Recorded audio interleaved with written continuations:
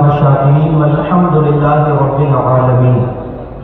Stage پر موجود تمام معزز باوقار علماء کرام، ائمہ کرام، مفتیان کرام، مداحان رسول و حاضرین مجلس، السلام علیکم ورحمۃ اللہ وبرکاتہ۔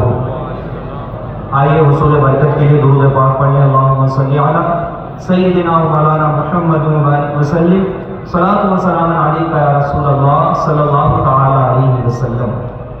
قرآن کریم فرقان مجید جس پر سب اتفاق رکھتے ہیں، اللہ تعالی جل شانہ اپنے بندوں سے ارشاد فرماتا ہے، یا ایھا الذین آمنوا اتقوا اللہ، اے ایمان والو اللہ سے ڈرو جیسا اس سے ڈرنے کا حق ہے، اور ارشاد فرمایا ولا تموتن الا وانتم مسلمون، اور مت مر جانا مگر مسلمان۔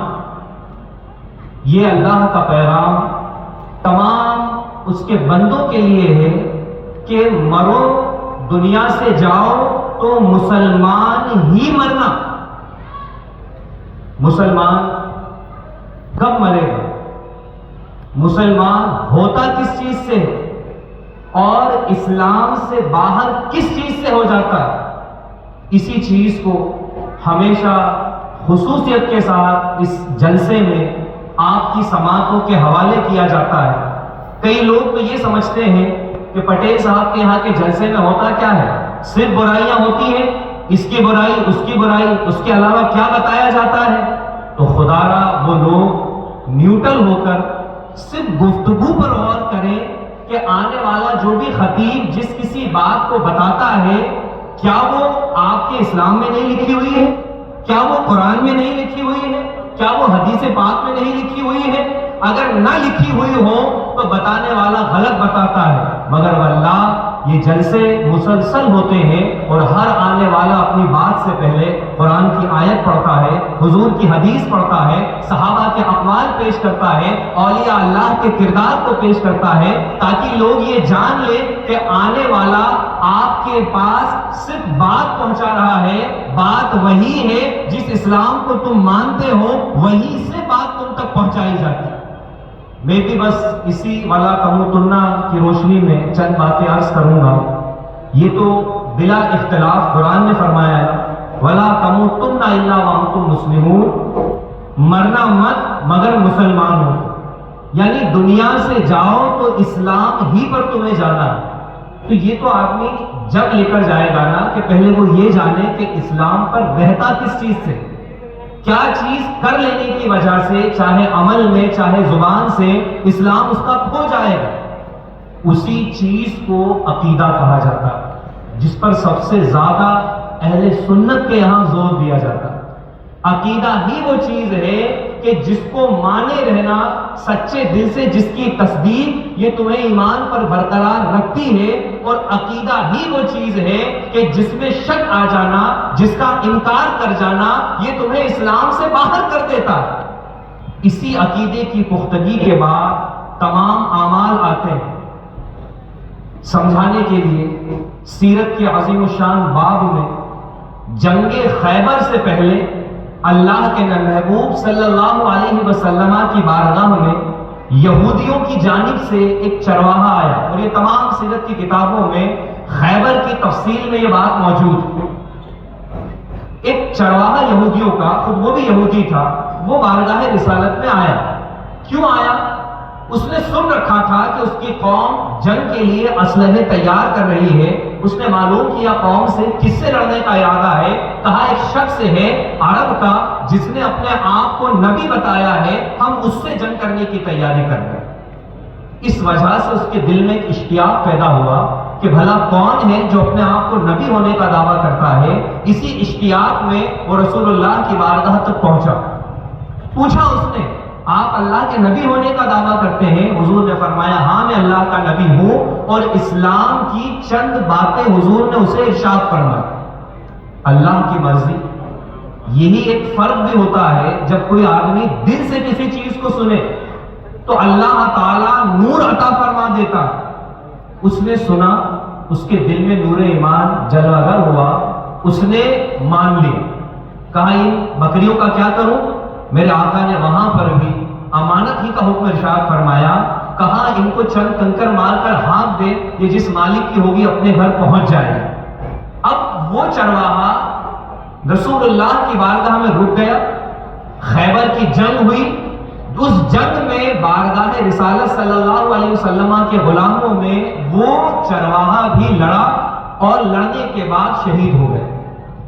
جب اللہ کے محبوب صلی اللہ علیہ وسلم اپنے اصحاب کی لاشوں سے گزرے اور اس چرواہے، اس کا نام اسود آتا ہے، حبشی تھا، رنگ سیاہ تھا، اس کی بھی لاش زمین پر تھی، میرے آقا صلی اللہ علیہ وسلم نے اس کے جنازہ پڑھانے کا حکم دیا اور ارشاد فرمایا، عمل قلیل و اجر کثیر، اس نے عمل بہت تھوڑا کیا کہ ایمان لایا اور صرف جہاد میں شریک ہوا اور اجر اتنا پایا کہ بظاہر یہاں یہ سیاہ چہرے والا ہے مگر اللہ نے اس کے چہرے کو نورانی کر دیا ہے، اللہ نے اسے اپنی نعمت کا گھر جنت عطا فرمایا ہے، اللہ نے اسے حوریں عطا فرمائی ہے۔ عزت کے ساتھ اس کا جنازہ پڑھا گیا، عزت کے ساتھ وہ رسول اللہ کے صحابہ میں شمار ہوا۔ مسلمانوں غور تو کرو کہ لمحہ بھر پہلے تک جو یہودی تھا، جس کا عقیدہ صحیح نہیں تھا، جو مسلمان نہیں تھا، آخر ایسا کیا ہو گیا کہ تھوڑی سی دیر کے بعد وہ صحابہ کی فہرست میں شامل ہو گئے؟ ایک بھی اس نے نماز پڑھی، روزہ رکھا، حج کیا، کوئی اور عبادت کی نہیں، پھر کیسے وہ ایمان پہ مر گیا؟ تو پتہ چلا کہ اللہ کے رسول صلی اللہ علیہ وسلم کی تعلیمات میں عقیدہ وہ اہم چیز ہے کہ جسے سچے دل سے مان لے اور پھر بندے کو موت بھی آ جائے، وہ عمل نہ بھی کر سکے تو بھی جنت کا حقدار ہو جاتا، اور اسی ایمان میں کمزوری رہ جائے پھر وہ تعاون رسول اللہ کے پیچھے نماز پڑھے، حضور کی شاگردی میں صحابہ کے ساتھ علم دین حاصل کرے، حضور کی معیت میں جنگ میں چلا جائے، رمضان آئے تو روزے رکھے، زکوٰۃ کا معاملہ آئے زکوٰۃ دے، حج کرے۔ جس طرح سے رسول اللہ صلی اللہ علیہ وسلم کے زمانے میں منافقین تھے کہ جو حضور کی بارگاہ میں مقتدی بن کر نماز بھی پڑھ رہے ہیں، تلاوت بھی کر رہے ہیں، جہاد بھی کر رہے ہیں، مال بھی خرچ کر رہے ہیں، مگر قرآن کریم فرقان مجید نے ان تمام اعمال کے باوجود عقیدہ صحیح نہ ہونے کی بنیاد پر کیا فرمایا؟ فی الدرک الاسفل من النار، یہ منافقین دوزخ کے سب سے نچلے درجے میں جائیں۔ مسلمانوں، بس اسی فرق کو غوث اعظم کے نام پر منعقد ان عظیم محفلوں میں مختلف انداز میں ہر آنے والا خطیب آپ تک پیش کرتا ہے کہ عقیدہ یہ اور چیز ہے، عمل یہ اور چیز ہے، عمل کا دار و مدار عقیدے پر ہے، صحیح عقیدے پر رہنا یہی ایمان پر رہنا ہے، اور صحیح عقیدے کو دنیا سے لے کر جانا یہی ایمان پر مرنا ہے۔ اور اگر عقیدے میں ہم نے توجہ نہیں کی، جو مانتا ہے وہ مانے، مجھے کیا پرواہ ہے، اس کا جو نظریہ ہے وہ جانے، مجھے کیا پرواہ ہے، یا خود اپنے نظریے پر ہم مضبوط نہیں ہیں، تو اس کے ساتھ اگر ہم سوچتے ہیں نمازی ہیں، روزہ دار ہیں، غریبوں کی شادی کرواتے ہیں، فلاں کرتے ہیں، تو تم کچھ بھی کر لو، تم سے بڑھ کر منافقین کے اعمال تھے، مگر وہی عقیدے کی کمی انہیں جنت میں جانے سے روک دی۔ تو آج بھی کوئی عقیدے کی اہمیت نہیں سمجھے گا تو قرآن کریم فرقان مجید نے جو فرمایا